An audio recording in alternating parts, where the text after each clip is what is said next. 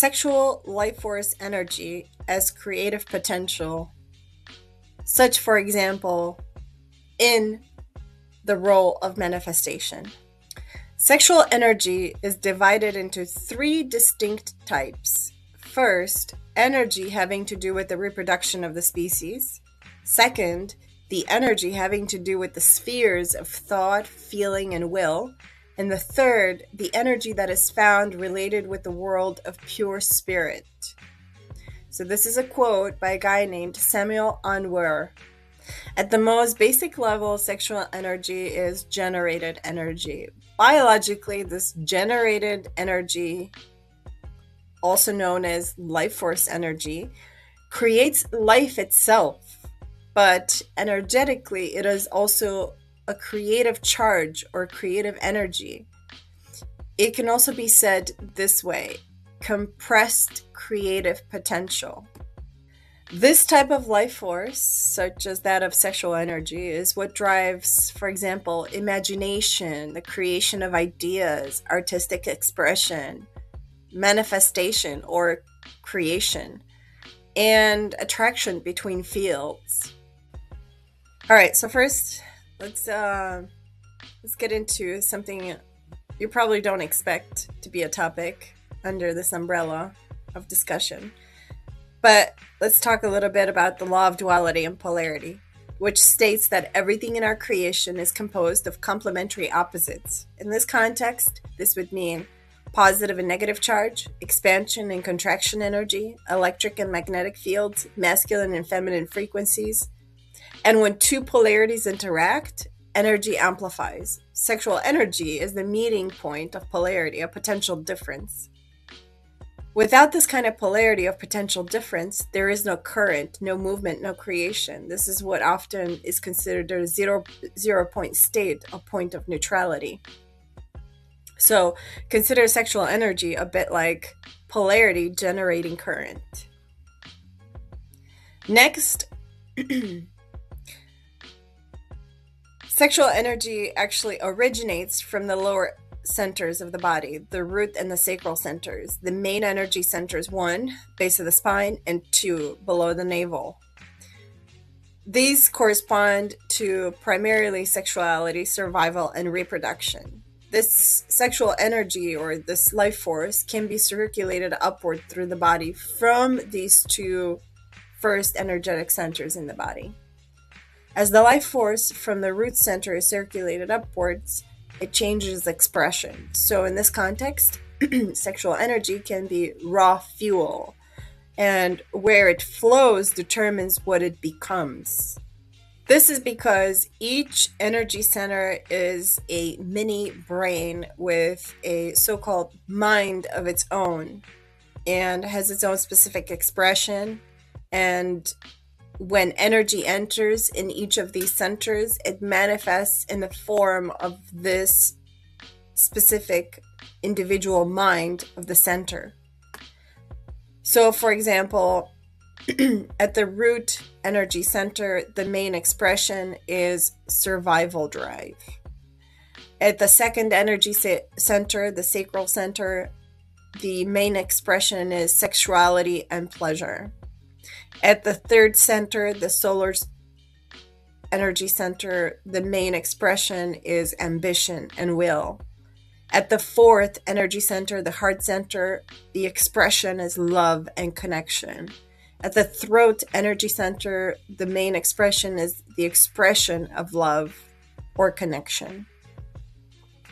At the sixth center, the third eye energy center, the main expression is vision, expansion of what you can see, of what you can envision.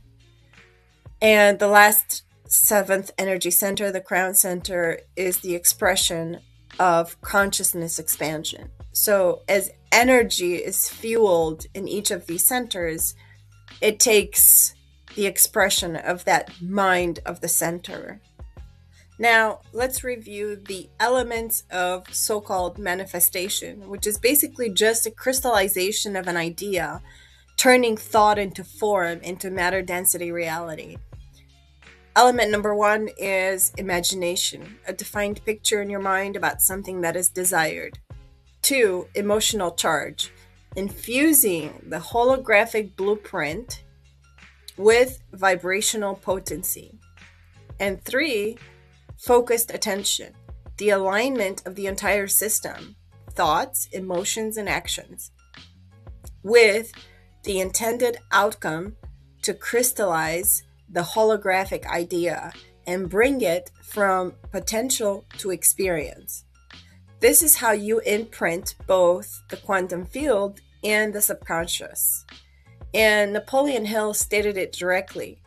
Sexual energy, when redirected, becomes the most powerful creative force available to humans. From this perspective, sexual energy is a high amplitude signal, and reality organizes and crystallizes in response to intensity, coherence, and repetition. At this point, you might be realizing that the idea or the thought is and remains a holographic blueprint in the quantum without the potency of an emotional charge. That is why the heart coherent signal is required for manifestation or for creation from the field. This is what is often referred to the secret of manifestation, the brain-heart coherence. Feeling is the secret, as Neville Goddard said. The heart is an integral part of crystallizing reality. This is why the heart field is extremely relevant in using the sexual energy as a creative life force. Let me repeat that again. This is why the heart field is extremely relevant in using the sexual energy as a creative life force.